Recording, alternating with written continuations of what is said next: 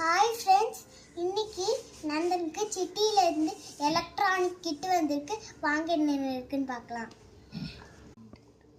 First ஒரு pencil, ஒரு paper, ஒரு ஸ்க்ரூ டிரைவர், நெக்ஸ்ட்டு ஒரு பேக் தந்துருக்காங்க.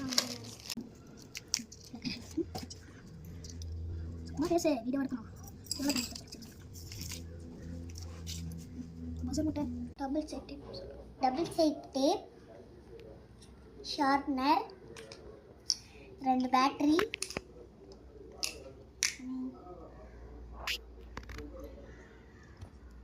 லைட்ஸ்,